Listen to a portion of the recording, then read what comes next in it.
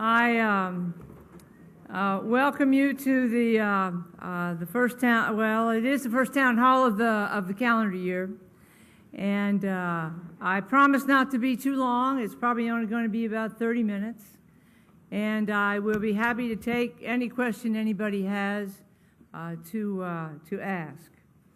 This is relatively new, and really what this is a heads up and a description of the context on metrics and performance-based funding, the process that it's going to go through, and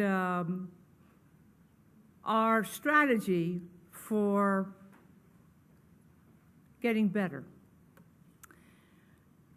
Right now, Governor Scott is delivering his opening remarks for the first day of the legislature, which is why I chose to speak today and at this time. In Florida, higher education is particularly political, but in every state it is political. And the reason is it's very expensive. Very expensive. And part of the problem of it being expensive means that a lot of people in all the legislatures pay a lot of attention to it. Private institutions have a whole different problem.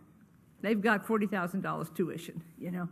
They've got $30,000 worth of tuition. They have other problems, but we don't. And I want to begin by talking about performance-based funding. First of all, it's not new. It started in 1978 in the state of Tennessee, and it is really associated with economic difficulties and recessions. There was two bad recessions in the 70s. Many people with gray hair in this room remember the recessions of the 70s. It's when gasoline, and OPEC began to hold back the oil and drove up gas prices in the United States, and they zoomed over $1 a gallon for the first time ever. And that seems like, give it back to me, I'd love $1 a gallon. But it had been 50 cents a gallon. It had been 25 cents a gallon. And I remember a lot about that. It was tough times. But anyway, that's when it started, and that's why it started. And when legislators look at that recessionary times always cause a decrease in tax revenue, and the decrease in tax revenue means as legislators have to make decisions. And those decisions are, do we want fire, do we want police, do we want to cut Medicare, do we want to cut funding to the elderly, do we want to cut funding to the homeless, or do we want to cut higher education? And there's a lot of money involved in all of it.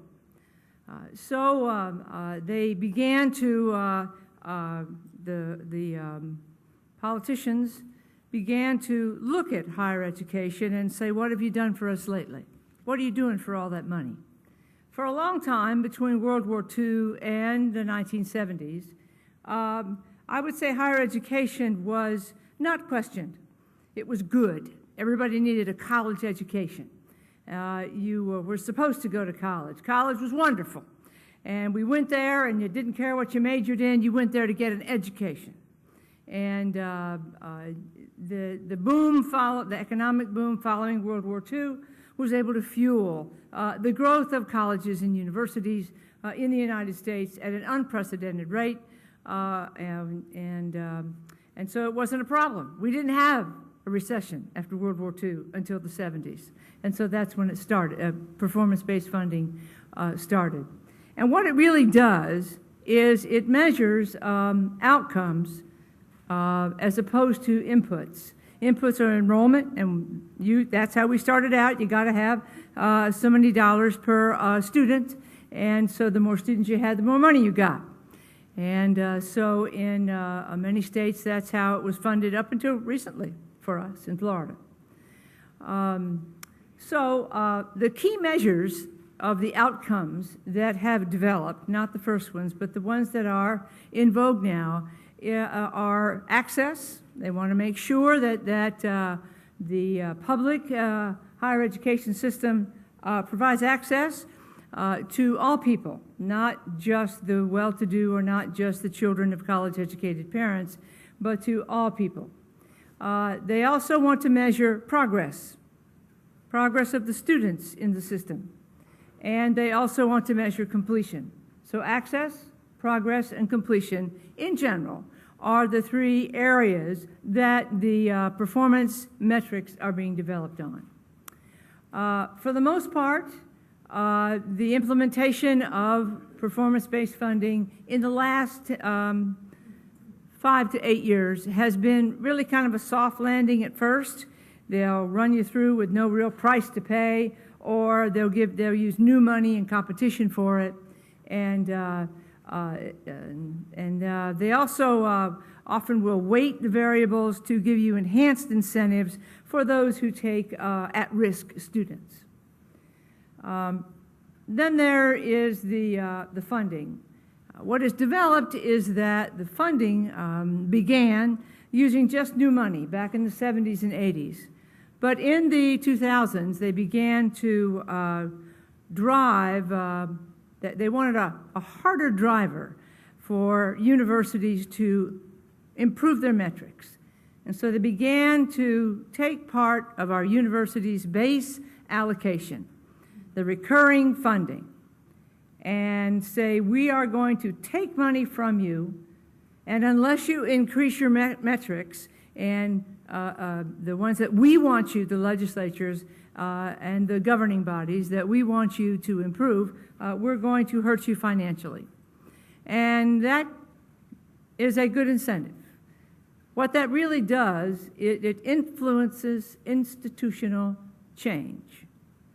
Universities prior to the 70s and probably prior to the 90s had been going along on our own course.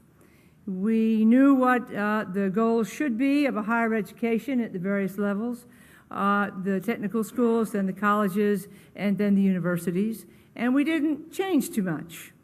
But when you start hijacking money, or putting the money that, recurring money pays our salaries, all right? Most of the recurring money any university gets pays your salaries and benefits. Other money is used for the other things, the utilities, the facilities, the roads, the parking. But recurring money pays our salaries. Recurring money determines who you can hire. Recurring money, the lack of it, determines who you have to let go. It's usually people. So it is a strong incentive. And so they are driving us to the outcomes that they want from their universities. So that really is the sort of logic or the scenario of what performance-based funding is. In the United States, you can see on this map, most of the states are blue. Those states have performance-based funding in place. 22. 22. Tennessee is 100% performance-based funding. 100%. I sat at a table with a bunch of presidents from the state of Tennessee not long ago, and I was talking about how we seemed to be going into it in Florida, and they didn't even give me a minute's worth of sympathy. They said, yeah, wait till you're 100%. And I said, oh my God, we stopped talking about it. I don't want to know. At any rate, the states that are in green, there are 7 of them are transitioning to performance-based funding at some level, and Florida is one. The ones that are gray are having formal discussions. That adds up to 39 states. 12 have had no formal activity yet. So we're late in the game. We're not first, we're not last, but it is here. And this is a little bit of context, so don't feel like we're being treated special by the legislature or the Board of Governors. This is happening all over the country. Now I want to drill down a little bit and give you a context, kind of the history in Florida. There is some for performance-based funding and why we are where we are. In 2011, the Board of Governors required an annual work plan there on the left for each university. And they asked us to put in our goals for the next 3 years. And we all did. And we thought that was very nice.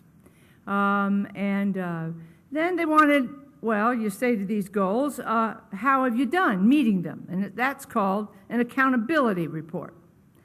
And so there are, I think, 11 or 12 metrics that we, for 3 years, have been reporting on. Degrees awarded, how many bachelor's, graduates, undergraduate, graduates, degrees in strategic areas and underrepresented groups. Retention rates, first time in college. You'll hear me talk a lot about that, FTIC. Those are full-time, first-time freshmen, first time in college, FTIC. Of the FTIC, they wanted to know how many we retained to the sophomore year and how many retained with a 2.0 or more. We've been reporting that for several years and sending it in and talking about it in public.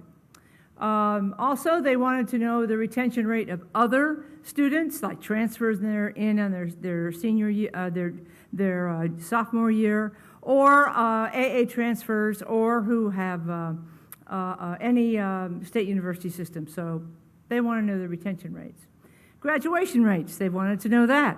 How many students, what percentage of our first time in college graduate after 4 years and after 6 years. But they've also been asking for others. They've been asking for 4 years, 5 years, and 6 years, mainly of our FTIC, but they also have been asking for others, like transfer students. They also have been asking about excess hours. Since I come from the faculty not too long ago, I remember when the 120 rule was put in effect, the legislature didn't want students to stay too long. Now, I come from the Vietnam War era, and my male friends tried to stay in school just as long as they could. They got married just as soon as they could, if that helped them not go to Vietnam. They had children, if that helped them. So there are lots of reasons to stay in school, more than the shortest amount of time possible. At any rate, excess hours. How big were your classes? What's your average class size? Also, what kind of instructors are teaching your courses, undergraduate and graduate? Were they tenure track? Were they associate? Were they instructors? Were they adjuncts? They've been keeping track of that. Student-faculty ratio. They've been keeping track of that. Nurse licensure pass rates. And the reason that they have that metric is because everybody, all 11 state universities, have a nursing program. They all take the same exam, and that's a way to measure. It cross-cuts all of us. And it is a read on preparation for exams. Not every university has an accounting department, and therefore they don't all take accounting exams and so on. Then the research, how much research you brought in and how much commercialization, how many ideas have gone commercial, like our Next Exit History, the commercial app. And also what our funding is for full-time equivalent, how many graduates are employed or continuing their education in Florida, and what are their wages 1 year after graduation in Florida. These are old metrics. We have been reporting on these for 3 years. I will argue that for the first couple of years, there wasn't anything writing on that. But they talked to us about it. We had to present them. The president and the chairman of the board of our boards of trustees have gone up with the president, and they've presented their work plan, and then they presented their accountability report. Now the report I don't have a picture of is the accountability report, where they take all of our annual reports, and I've got several of ours, and they add them all up, and they have the accountability for the state university system.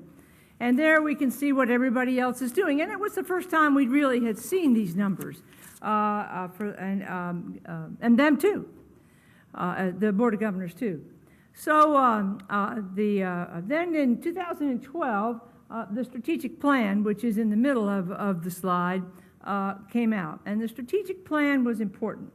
The strategic plan, what it did was begin to set goals for the state university system for 2025. And graduation rate, student-faculty ratio, bachelor graduation, and so on. So this is the context in which the metrics were developed. When they started with our, first for the work plan, what did we want to do, and what were our goals. Second, then the accountability reports, and then along came the strategic plan. Now, in 2014, that means this year, let me backtrack in your minds to 2013. Last year, the legislature, for the first time in ages, since the recession, gave the university system new money, $20 million. But they put 3 metrics on it, and those are the first 3. It was to be distributed based on the proportion of bachelor's graduates employed or continuing their education after graduation. The second one was how much they made. What was the median average full-time wages of undergraduates employed in Florida 1 year from graduation. The second was the average cost per undergraduate degree to the institution. We all submitted our numbers to the Board of Governors. The Board of Governors studied them and then distributed the money.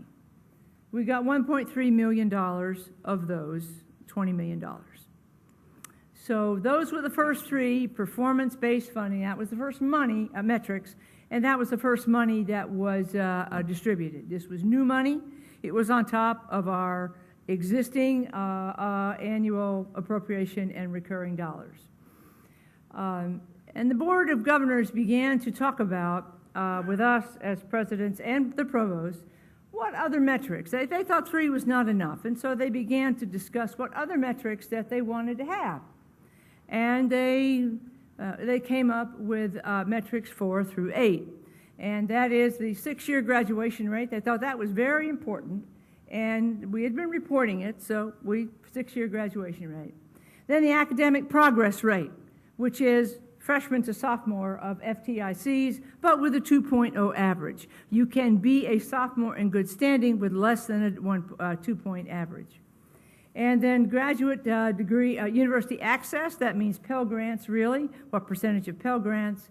And number 8 is graduate degrees awarded in areas of strategic emphasis. And we spent the last calendar year working on those and talking about them. Then number 9 was the Board of Governors chose one for us, each individual. So the number 9 is different for the universities. And they chose for us excess hours. And then we got to pick one. And each university picked a metric that they would score well in, and that we picked adult degree completion, more than 25 years old. We talked about the column on the left, and there was no surprises.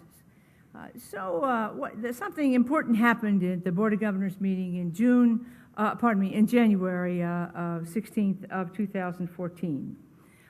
They developed this, they handed this out. And this was the score sheet, is the score sheet. And there are 2 ways to get points. One, first of all, each metric has 5 points. 5 points. And you can get them 2 ways. Excellence, which means you're on the road to the Board of Governors goals for 2025. And when you see 5 points, which is on the far left, let me get the little clicker, here on the far left, that's their goal. And as you move towards it, you get excellent points, achieving system goals. On the other hand, if you're off the charts and you're not here and you're over here, they give you improvement points. Let's say that you don't have 55% of your bachelor graduates employed after or continuing their education after 1 year after graduation. And let's say you are at 30%, but you go to 35%. You will get 5 more points that way. So they give you each year a chance to improve. but they all want us marching towards those goals. This is what the outcomes are. This is what the Board of Governors has proposed. And this is the scoring system. They were finalized in January of 2014. Now let's go to the money. The Board of Governors also, in their performance-based funding plan, said, well, they proposed $50 million. And we'd heard that number before, that $50 million of new money, we were going to compete for it based on those metrics. And, but then we had two surprises. The first surprise was they proposed that they take the annual base funding, the recurring funding for each, for the state university system, and they take $50 million out of that, and they match it 1-to-1. So there's a $100 million pot. They call that skin in the game. We're paying attention now, okay? It's an incentive to improve your metrics. The next thing that was surprising to us, and this happened, surprising to us, presidents and provosts and boards of trustees, is that, there were winners and losers. And there are always going to be losers. The winners are universities that score a total of 26 out of 50 or more points. 26 out of 50. The bottom three, no matter how many points they score, the bottom three in that list will not lose any money, but they're not eligible for new money. The universities that are below 26 points lose their base money, lose 1% of their base funding. Okay? That's how it works. If everybody gets over 26 points, that's fine. Nobody will lose their base money. If there are 5 universities below 26 points, they'll all lose 1%. So there's a floor on how much you can lose right now. There are discussions of going up to a 3% cut of your base in year 2, but that is not exactly what's proposed. Right now, 1 year, 1%. The system is proposed for the next budget year, the one coming up, the one that is starting the debate, to be debated. Well, they started talking about it last summer, but the one that will be finalized, the budget this year, it will affect our money and every other university's money next year. Are y'all still with me? Okay. The scores came out at the January meeting. This is the first time any of us saw them. And this is ours. These are the 10 metrics. These are the rating, and this is our score. The percent of bachelor's degrees employed after graduation or continuing their education is 60%. The median average full-time wages was $31,000, and so on. We got 3 zeros. How much does it cost to provide our undergraduates with their education? Our academic progress rate is not what they wanted. What they wanted is academic progress is here, 5. They start at 80%. We are at 63%. So we got a 0. The 6-year graduation rate. What they want, their goal, 6-year graduation rate. They start at 60% as the lowest to earn excellence points, and we have 44%. And it goes on. I have never in my life been at the bottom of a list, ever. We're not going to stay there very long, but we are there. And as you go through, and as you go through it, you will see that we made a 5 We made a 5 on percent of adults enrolled over the age of 25. We made a 5 on access rates with Pell Grants. So we made some 5s, we made some 3s, we made some 2s, we made some 0s. So this is where we stand.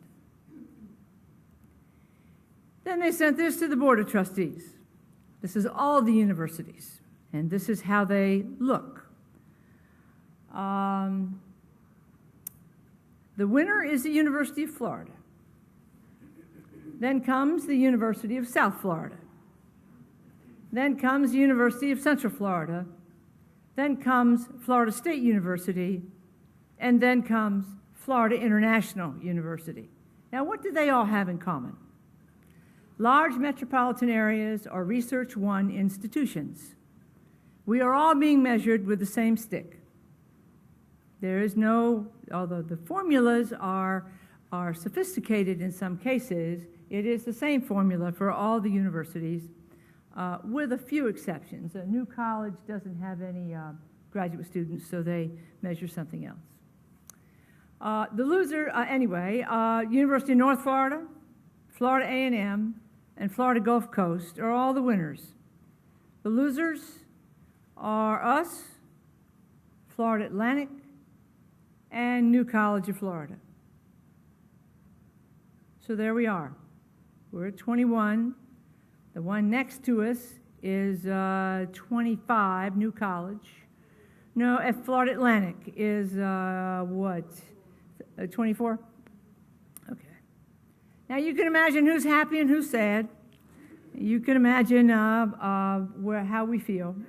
But I've got to tell you the truth. And it's not pretty. It is the truth. It favors Research 1s and the larger schools in major metropolitan areas of the state. There's a punitive aspect to it, and it's very dangerous for those of us with smaller budgets. There are unintended consequences in this model that are important to understand. But this is, I want you to know that this is proposed by the Board of Governors. This is not imposed yet. This is just a proposal. There are 4 steps that this will go through, and this is step 1. You make a proposal to the Board of Governors, or whoever, whenever you are wanting the legislature, requesting them to do something. And this is their proposal, and they're sticking to it. Step 2 is that the legislature now has it. And the session opens today, like I said. It runs for 60 days. We have spoken to the legislature, leadership, as well as members, and explained to them some of the possible improvements or tweaks, as we call them, to the definitions of the metrics that would be more fair, that should be weighted, that might deal with our missions that are different. Our mission is much different than the University of Florida and Florida State. And so we agree with being accountable. I have no problem. I have spent other people's money all my life by the millions and millions, and I don't mind being accountable. When people spend my money, I want them to be accountable to me. So I don't mind it at all. It's part of public life. But just how it's measured is being discussed right now. We've been in Tallahassee several times, and we will go back. So the legislature listens to this.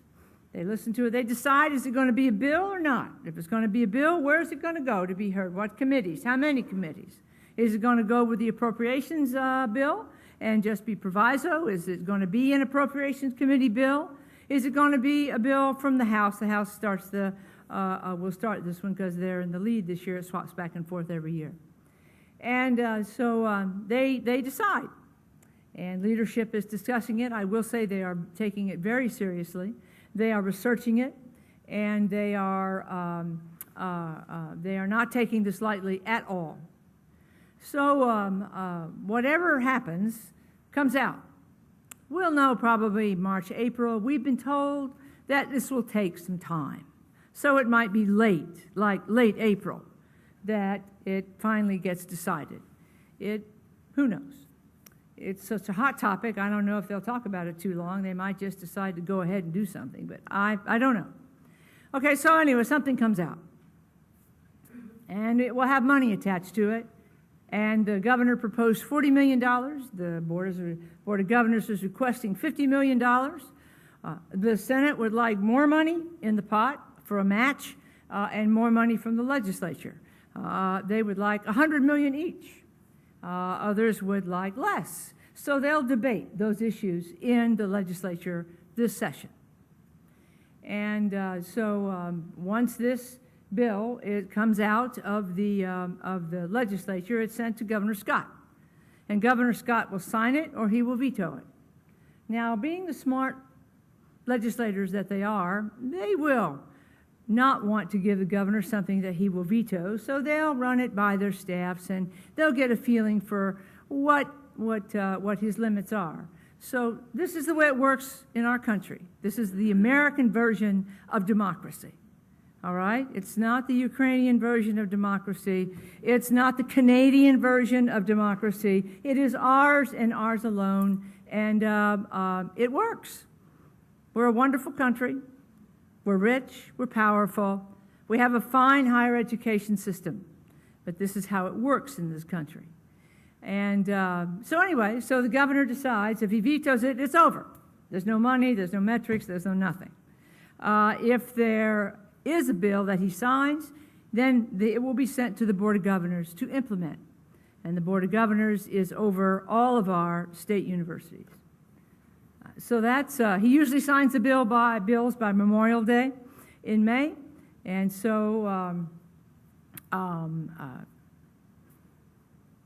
that's the way it works. So I just went a little civics lesson here because we forget. But we need to remember, and you need to remember, this is not a done deal.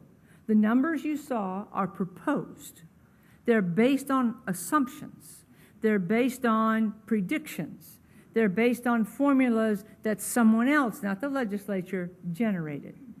And they have to let go now. And the Board of Governors lets go, and the session begins. We've been lobbying, we've been educating, we've been asking questions, so we have two-pronged strategy for us as well as what we call the small six. First of all, we are going to work the legislature, and we are going to see if we can't get some modifications of the Board of Governors proposal. The metrics, the money, the way the money is distributed, and so on. And the second one is what we do inside our house, because our numbers, the zeros, suck. And we have got to get our, why do I do that? So we have to make progress on our key metrics. In the legislature, 6 of the universities and one are working very closely together. The largest university that's going to get a lot of money is Florida International. Florida International serves a huge Hispanic population down in Miami. They produce the highest number of Hispanic graduates of any university in the country, and they are very proud of that. They have huge number of Pell students. They have they welcome those minorities in, the minorities, especially of Hispanics, and they're very happy about that. Also, North Florida. North Florida is in the money, but North Florida is vulnerable. All of the regional comprehensive universities are vulnerable to these numbers because they're not numbers that we have been paying attention to other than just a few years ago, 3 years ago. Our trustees are working together, our board chairs are, and our lobbyists are working together. So in Tallahassee, there are teams of people that are made up of these people, presidents, trustees, and lobbyists, that are discussing this with leadership as well as the rank and file of our elected representatives and senators. So that's one prong. The next prong is, I want to give you an example of the kinds of things that we are, an example of a metric we're trying to modify, especially for the regional universities. This is the average wage after 1 year in Florida. It only counts graduates who are in Florida. And this circle shows the distance between us and Miami. We're in the center, Miami's down there on the perimeter. When you complete the circle, you've got 13 states. And so we are arguing that we are at a disadvantage in Pensacola. We're not at a major metropolitan area like Jacksonville, and we have 11 miles from my office to the state of Alabama if you go west. Now, we love Alabama. It's a fine state, but a lot of people go there to work. A lot of them come to us and then go back home to Alabama and work, and I've been saying that in public for a long time, and we're saying it again. What we would rather have and what we are proposing is that, first of all, let's do some regional comparisons. Now, we got, how many points? 3 points on this metric. It's not like we got a 0. But, you know, when you're comparing to Miami salaries and Orlando salaries, I mean, our graduates made an average of $31,000 a year after graduation. But who did they count? They found 86% of our graduates. I can't believe they found them, but they did. They found 86% of 2012 graduates. And then they didn't count the people that went into the military. They didn't count those that worked for the federal government. So they only counted 40% of those 86% to calculate the average salary. So what we're saying is, why don't we, you know, count everybody who graduated working for the federal government is a good job. It comes down from Washington. They do that with federal numbers, but this isn't a federal situation. This is a state situation, and we're talking jobs and salaries. So this is one of the kind of arguments that we're making. We also say that how much, you know, you're not going to make as much money in Pensacola as you do in Orlando or Miami or Tampa and St. Pete. So why don't we, and it is calculated, why don't we do a regional salary? And if we got points for the regional, we got 3 points if we as we were measured on the state, but if we just used our region, we would get all 5 points. Because $31,000 in Northwest Florida is good. 1 year after graduation. I mean, 1 year after I graduated, yeah, I didn't make $31,000, and I think that's great. And it is still good in Northwest Florida. So these are just the kind of points that we're asking them to consider. Another example is where we can improve on improvement points. The last one was on excellence points, and this is on improvement points. For example, the six-year graduation rate only counts first-time in college students. So they calculated our graduation rate of first-time in college based on the 2007 and 2008 freshmen. Okay, so they go back 6 years, and that was 6 years from 2013. And so that was 1,028 students. Well, we also have other students who come in and graduate. Our state college transfers with AAs, they graduated at 67% graduation rate. If they come in without an AA, but from a state college, they graduated 54% rate. 56%. When you add it all up, we go from 41 to 52. So we're saying, come on. If the legislature and the public want us to graduate students and are going to measure us on it, count them all that graduate. There are various calculations of ways to count.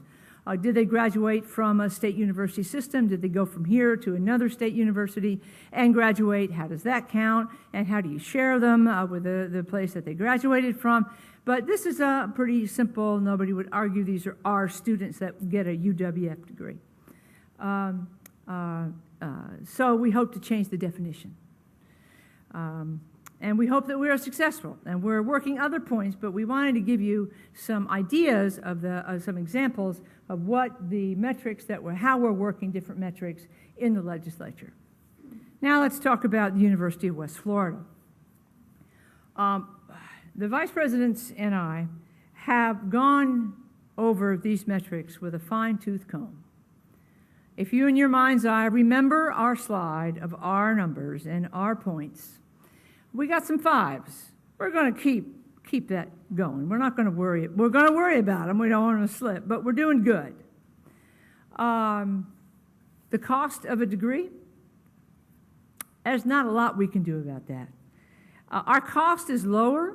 Our cost is higher than, say, the University of Florida and Florida State, and we all know why that is. It's why many faculty came here, because they wanted to teach freshmen and sophomores and juniors and seniors, and not just teach graduate students. At the major flagships and the large institutions, the 5 of them, their undergraduates are often taught by graduate students and assistants and adjuncts and lecturers. We have lots of the kind of faculty that teach our undergraduates are more expensive, and we're not going to worry about that one. We're going to let cost be what it is, and we got a few points on it. We can tweak it. Our CFO, Dr. Stevenson, says how we report it is, we could refine that and maybe lower it a little bit by what we send in, so at any rate. And the other one, so as we went down the list, we realized that there are 2 sweet spots. And the sweet spots are retention of our first-time in college freshmen that entered last fall, the fall of 13, and going to the fall of 16, and our 6-year graduation rate. Because we have juniors, 4th-year seniors, 5th-year seniors, and 6th-year seniors, all right, from both the FTICs as well as in general. So, an example of retention. We had 63% retention of our freshmen last year, and we've been falling in our retention rate for the last 4 years. Not just last year, not just the year before, not just the year before. We were at 70% in, hang on a minute. We were at 73% in 08 and 09. We are 63% now. We're 10 points lower. That's a lot on that metric.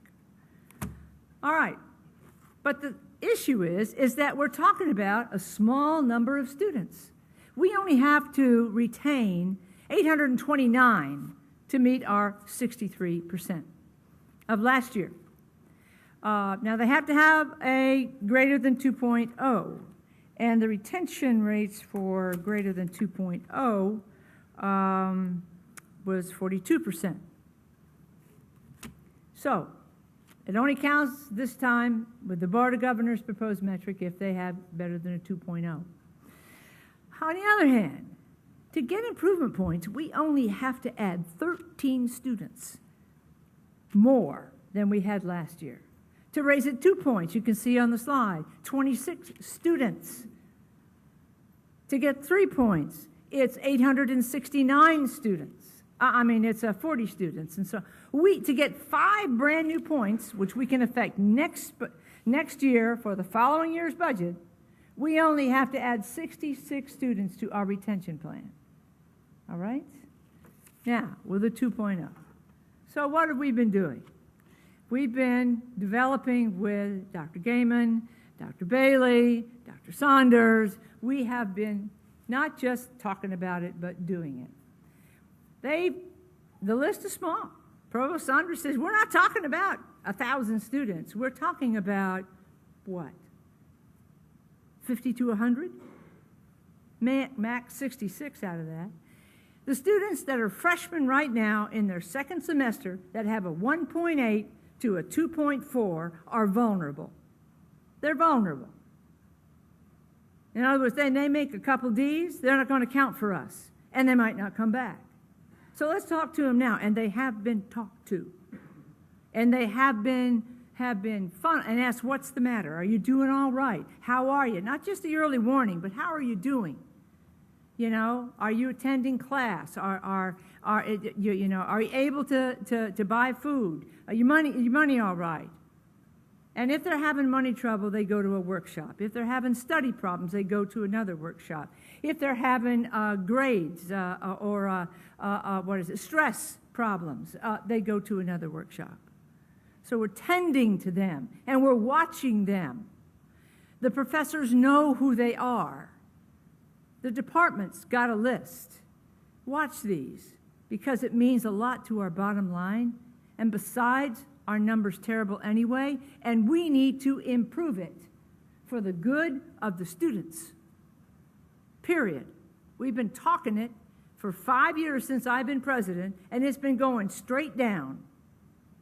And that's bad. That means we're doing something wrong with our freshmen. And I don't know what it is. But I know what we can do to improve it. The next thing that we're doing is freshmen, who didn't come back. We had about a 91% retention rate from fall to spring of our freshmen existing.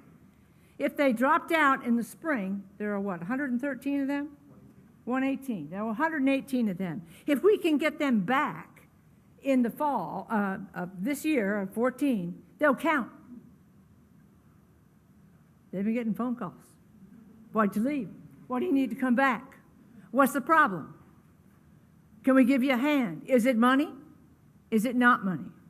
We've got Noel Levitz, the best, most respected consulting firm about enrollment management on our campus right now. And we've gotten good advice, which we have put into action. They're not done yet, but they are guiding us. For example, how have we been distributing our financial aid? Well, it's not real complicated. We've been giving it to the smarty pants up here, the valedictorians, the top 1% of high school graduating classes, and we've been giving it to the, if you have 5 columns, the bottom, number 4 and number 5, that were the worst grades and the worst test scores, to lift them up. He says that is exactly wrong. You need to be giving most of your money to tiers 2 and 3.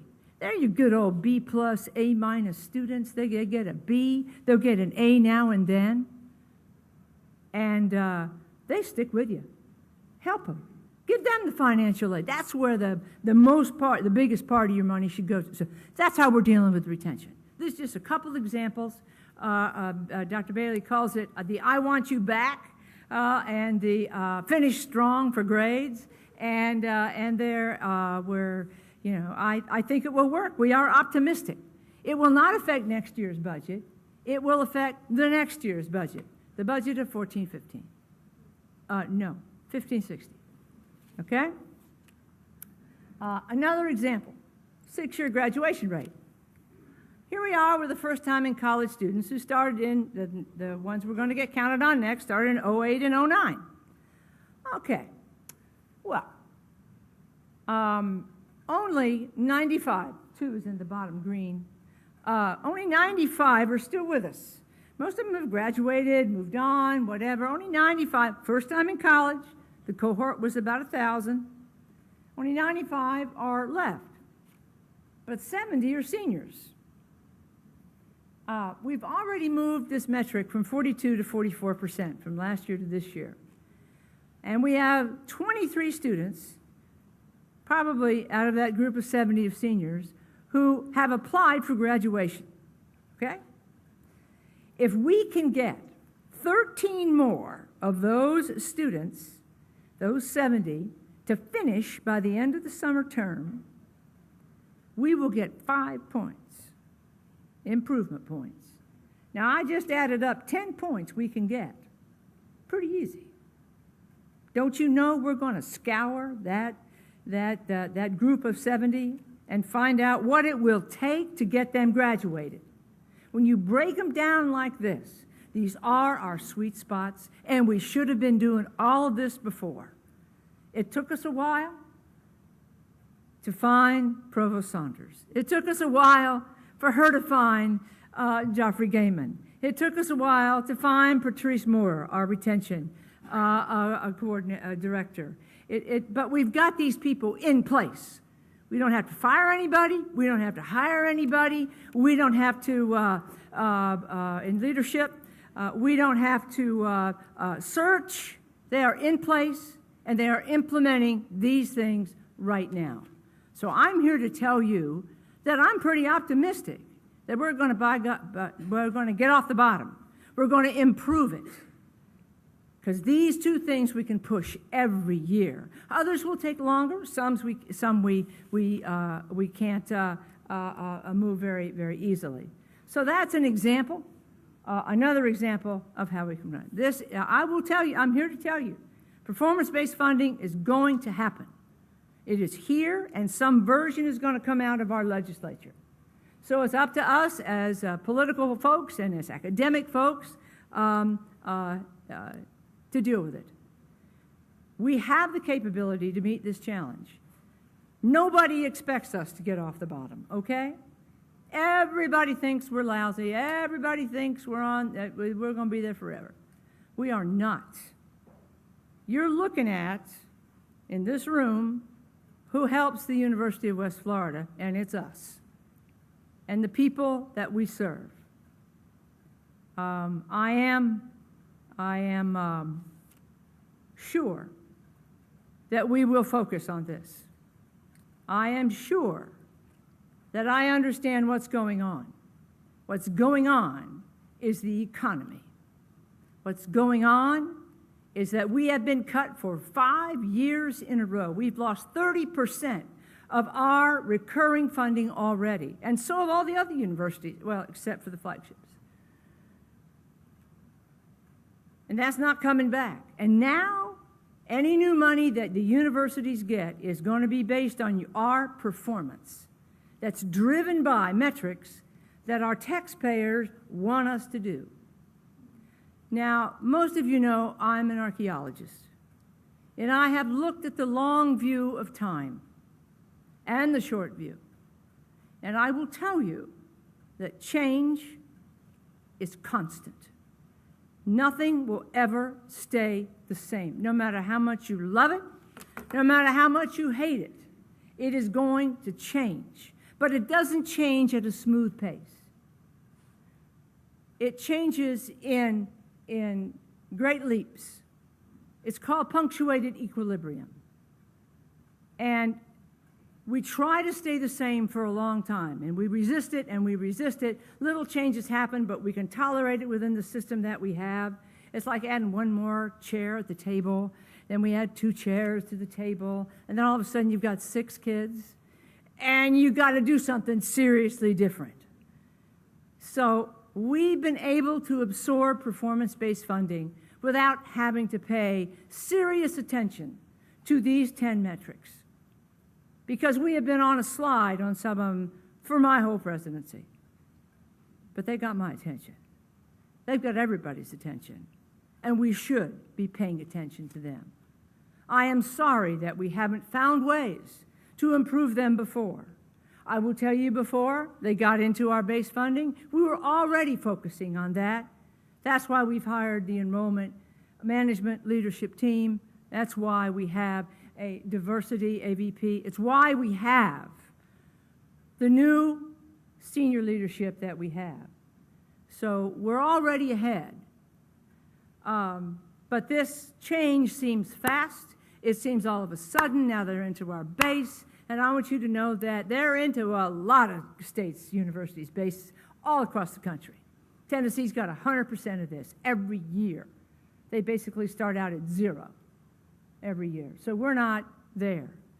I don't know how it will, what the near term is. I do know what the near term is there'll probably be more and more money. As the economy gets better, they're going to put more and more in, because They understand, the legislators and the public want to have higher education, but they want to know, they want to drive what they're getting for their money. The board of, we get $113 million a year in recurring money from the state. That is a lot of money. Now, it's nothing what the larger schools get, but that's still a bunch of potatoes. Also, the state university system costs the legislature $3.54 billion a year. When you add us all up, the medical schools, the agricultural extension, the small business development center, the graduate schools, all of that, $3.54 billion. We're not talking chump change. That's a lot of money. They still fund about 50% of our expenses, and tuition and fees fund the rest. Most states are down, Pennsylvania's down to 6%, okay? Lots of states are down to 20% that they get from the state. So we still have 50, 52, 53% from the state.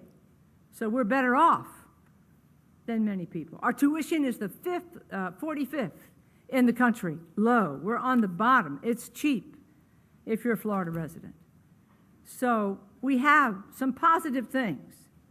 So I want you to understand that we must focus on these metrics. I'm going to tell you that we are going to have to restructure our budget to push these metrics. We are going, but the payoff is big. Do you see those numbers from those other schools, what they're going to get? We could get that much money. But we're going to have to spend money and refocus our priorities to do that. That means, faculty, when you teach freshmen, you wrap your arms around them. You know who they are. You ask them how they're doing. If you don't teach freshmen, you know, when I was a freshman at Florida State, we wore beanies. And I'm wishing we could have beanies because I want to know who they are. Maybe we'll have a dress code or something for freshmen. But, you know, I mean, it's hard to pick them out. But you get your class rosters, you know who they are. You can see them. Chairman, find out who they are. The lists have gone to chairman of those freshmen that are in that vulnerable window. See how they're doing. Check with their professors. That's the kind of sort of high touch that we're going to have to do. We haven't spent money on this before. We're going to have to rearrange funds. Don't worry. This is only the 5th year in a row we've had to do this. But I think if there's one thing I want you to focus on or keep in your mind as a theme, for us to thrive, not just survive, we have to put each student on a path to graduation. Path to graduation. And we have to monitor those students to make sure they're on the path. And when they fall off the path, find out why. Ask them what they need. We have lots of money. We have, how much financial aid do we handle a year? 42 million? Right. 42 million outside dollars come in for financial aid. And we only have 12,000 students, and that's if you count them all. We have money coming in. We're going to distribute it more strategically and give it to the students who are going to graduate. Got it? All right. Any questions?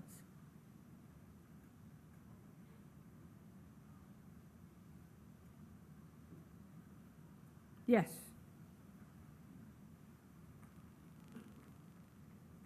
Hi, Dr. Bense. Thank you for having this town hall with us, and I feel really privileged to be able to be here and be kept in the loop of what's going on in the university. That's going on, man. It is hot. Absolutely. Right. So my name is Carlos Sosa, and I work here in student government. Student government has been very actively following this issue since we first heard about it. We've been in touch with student body presidents at other universities. And honestly, we're just very impassioned about the fact that these metrics just simply measure factors outside of our control. You know, the fact that New College, which is the honors college of Florida, ranks second to last to me speaks volumes, not about the university, but about the metrics. Right. You know, $30,000 in Miami, where I'm from, doesn't get you anything. You know, Right. $30,000 in Jacksonville, where I was going to go to UNF and I couldn't afford an apartment, I had to come to Pensacola. Right. You know, it's just metrics that don't really work for us. So, especially the military thing. Like, Pensacola is such a huge military town. How can they not count our graduates who are serving the country You're in the military? channeling me, man. You're channeling me. Right, right, right. So as you know, we're going to be in Tallahassee, March 26th, rally and tally. We're going to be there with all the Florida universities, and this is one of the huge issues that we're going to be talking to legislators about.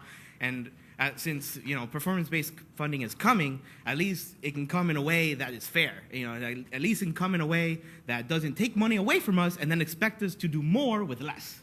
I'm not an economy major, I'm a chemistry major, but that doesn't make any sense to me, you know. Right. So my question to you is, what does that proposed 1% cut to UWF look like? Can you give us an idea of how that would impact us? I know exactly how much. $675,000 and change. Right. And like, how would that affect the school? Like, what will, you know, how would that really feel like when we're budgeting out? Yeah, we do have a plan, and our Dr. Stevenson has run the numbers, and we are getting $1.3 million of performance-based funding, which we treated as non-recurring. So we didn't put anybody's salary on it, we didn't put any programs on it, and we spent it for a one-time thing. But the Board of Governors and the legislature are proposing to make that recurring. So that's where we will take it next year. If it becomes recurring, and if we still get, and we will get the same number. I don't know about year two. I hope we get out of this hole that we're in on year two.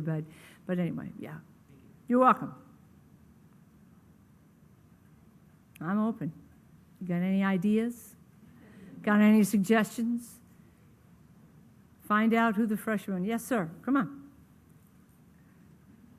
Oh, hi, Juan. It's Juan. Thank you, Dr. Bense, for presenting very exciting news. Oh, yeah.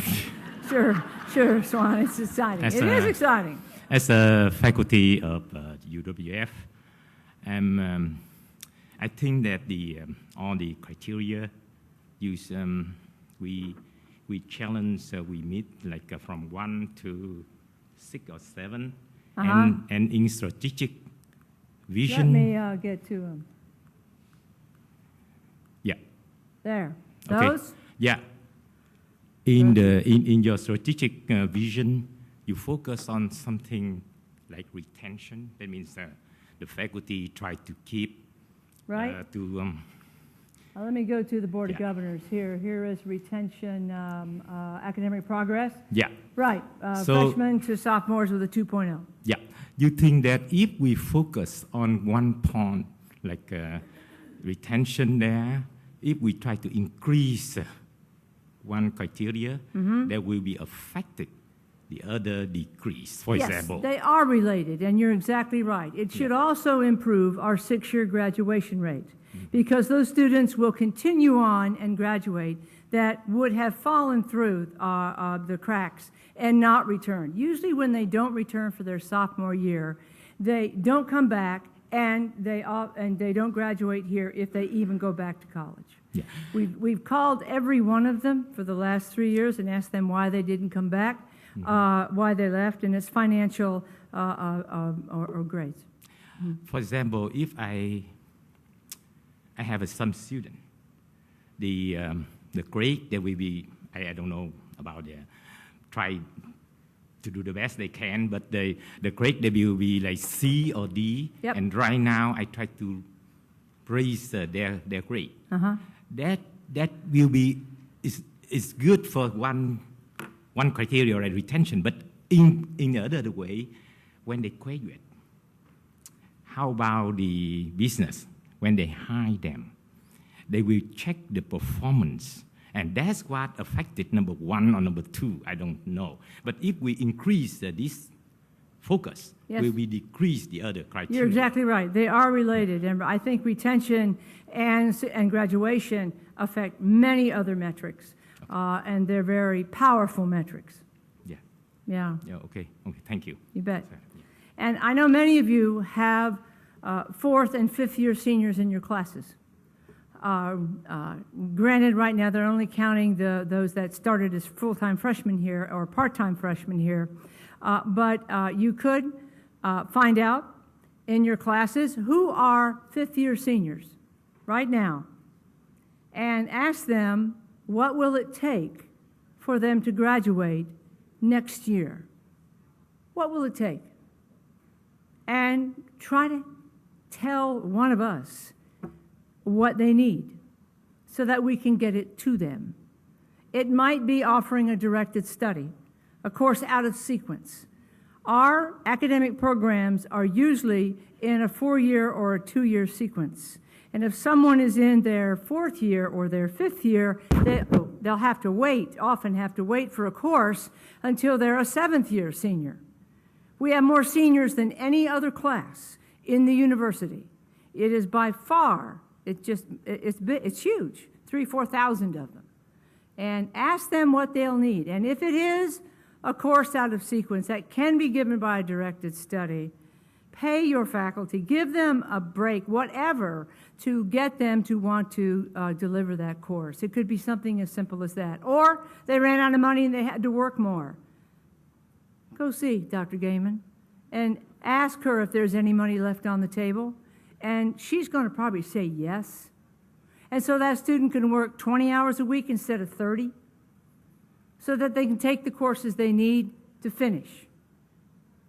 5th year seniors, 4th year seniors, find out what they need, who they are in your class, and see what it takes to help get them finished. If we don't do this, if we don't really pay attention, we could be in real trouble financially, and I don't want to go there. What we can do is positive things that are good for the students, and they will be good for the institution. Okay, yes. Thank you again for this. I'm in education. Uh-huh. We've had several teachers who are just about ready to do their student teaching, and because of the completion ratio, have had to drop out because their financial aid gets cut and there is no pot of money for them. So they are standing on the edge of graduating and getting employed in Escambia County, Right. Santa Rosa, Okaloosa. And I have to tell them, I don't know what to tell you. There's nothing I can do. Well, don't tell them that. Okay. You need to go visit with Dr. Gaiman and Dr. Saunders. Okay. And just communicate what they need, and maybe they can come up with a solution. Excellent. Right. Okay. And there are pots of money. There are They're pots of money. non-recurring. We can't put people on them, but we can give it to students. I'm not going to say it's an endless pot of money. It's not. Okay. But don't accept the fact that their financial aid is over. What they know about their financial aid is over. What Right. the experts know may not be at all. Okay. Okay? Thank you. She's right here, front row, second row.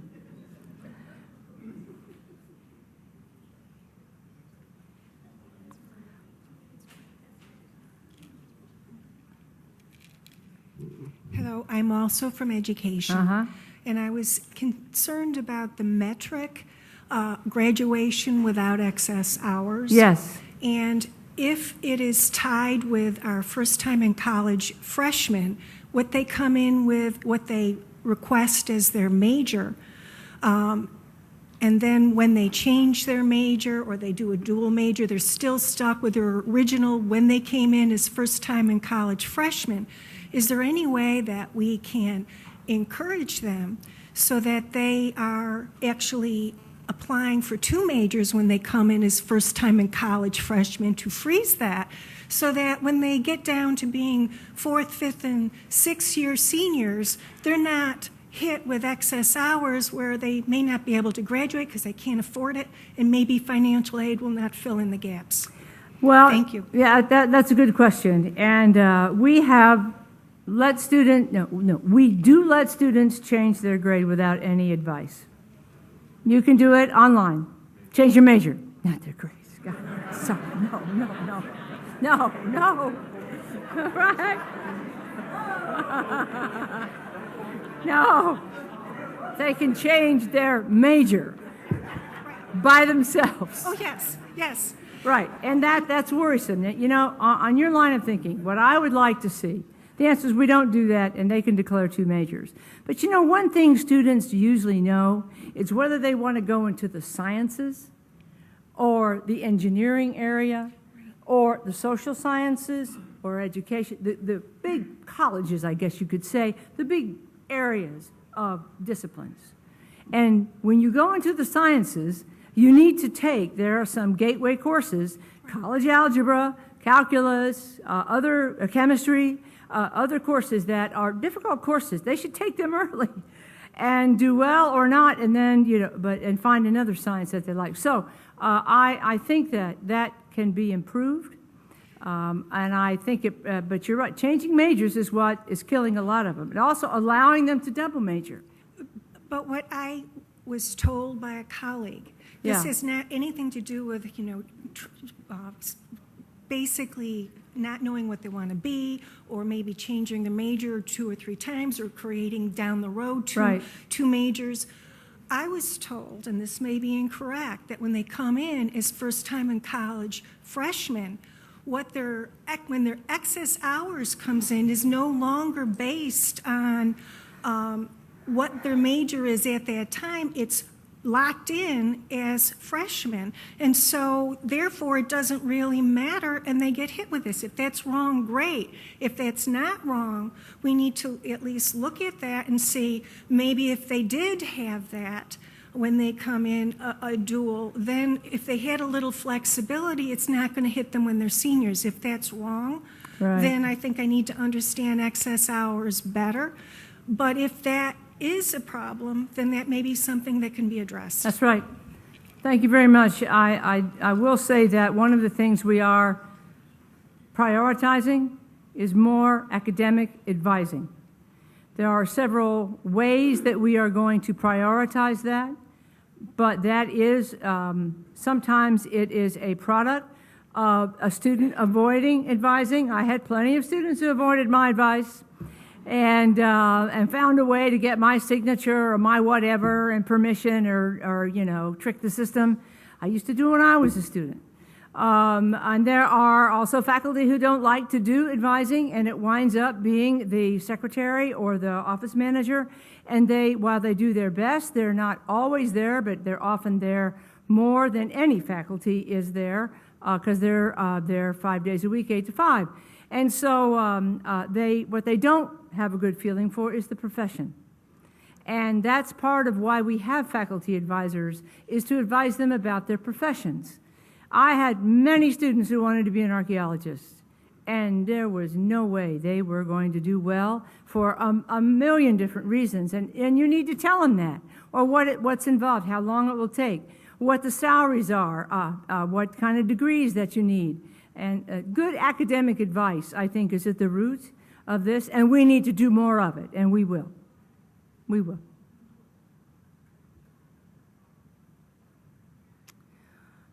All right. Thank you very much. I appreciate you being here. Performance-based funding is here to stay.